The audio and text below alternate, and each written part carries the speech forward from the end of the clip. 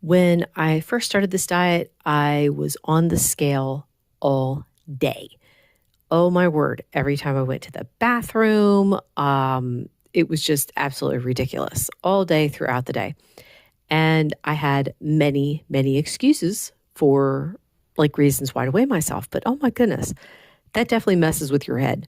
So when I started and I had like determined, well, this isn't going to be about the weight, it's going to be about how I feel.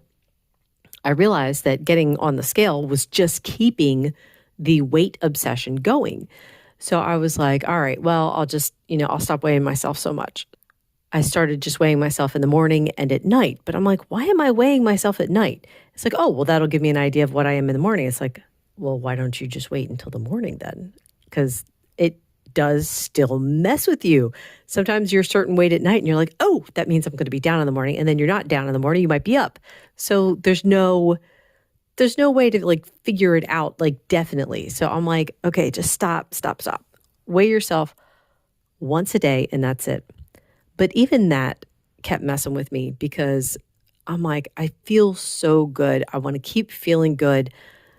But then I'm tying things in to the number on the scale. So eventually I had to do a lot of praying about this and asking God to help me knock it off. So I switched to once a week, but even that was still, I would find reasons to weigh myself earlier. Like, well, I'm going to go out to eat tomorrow. So quick, let me weigh myself today and then I'll weigh myself after and et cetera, et cetera. That way I know, how much weight I gained when I ate out. Oh my goodness. The obsession with the scale was so bad.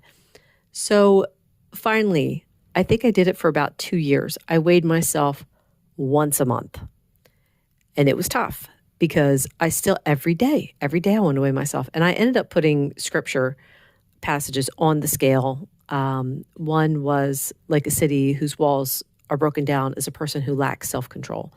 And I knew, at that time period, if I had just started getting back on the scale again, I would be like that person who lacks self-control because I didn't have any control over it. I would just step on. So eventually, though, it was last fall. I noticed over the past like 3 consecutive months, my weight had started creeping up and I didn't know why. And I'm like, something's going on. It shouldn't be creeping up like this. I got up, like I've said before, I normally hover around 125, maybe a few pounds up, maybe a couple pounds down, but normally around 125. So I got up to 133. Now that's 8 pounds. And I'm like, okay, we don't want to continue that trend. What in the world is going on? So I started evaluating my diet and I started weighing myself every day again. But it was interesting to me because now the scale was a tool, which I'd wanted it to be all along. I had wanted it to be a tool for me rather than telling me something about my worth, which it can't do. Those numbers don't mean anything about what a good person I am or what a bad person I am or anything like that. It could finally be the tool that I had wanted it to be, to let me know, am I going in the right direction with the changes I made, which it was actually carb creep. I was eating more carbs than I normally had. And it's like, we would go out to lunch or something like that, and I would still eat a good lunch, but maybe I would have like a couple bites of something that had carbs in it. So I'm trying to think of an example. So like I would have like fried shrimp, like the coating on the fried shrimp. So, and I mean, maybe it wasn't the carbs, maybe it was the oils causing inflammation. I don't know. But I had to get control over that. And I was able to get the weight back down. But it was mainly weighing myself every day to see, was I going in the right direction with the changes? So I've been doing it ever since then. And it's so fascinating to me now. So I've said in other videos that back in June, around my birthday, I had some carbs, and it was an interesting summer because God was able to show me that I needed to give up sugar completely. I needed to give up things that had sweeteners in it completely. For the sake of my health, I needed to give those things up. And The weight had gone up though because I was eating those things. I went up like 3 to 4 pounds from 125 to like 129. I even hit like 130 a couple times. And for like the last 6 months, I've been trying to dial things back in to get those numbers back down because, well, those numbers went up because of the carbs and the inflammation. So trying to figure out what I needed, even though I was sticking like hardcore to my diet and I wasn't allowing anything else in, the numbers were still bouncing around. So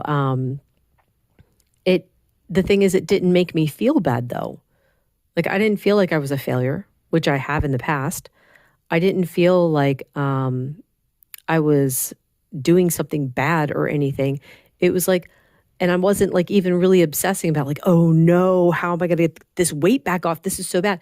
It was more like, I wonder what I can do. What do I need to change? And of course, I started praying about it. And I'm at the point now where I've got like 1 more pound to go and I'm back at 125. So it's just dialing things down, changing things here and there. And I'm still eating almost the same amount of food, just a slight amount less for lunches. But I'm not hungry. I'm not starving. That was the key there too. It's like I don't want to be hungry. But going back to seeing the scale change based on the changes I made to my diet, it's like, okay, I'm getting it right.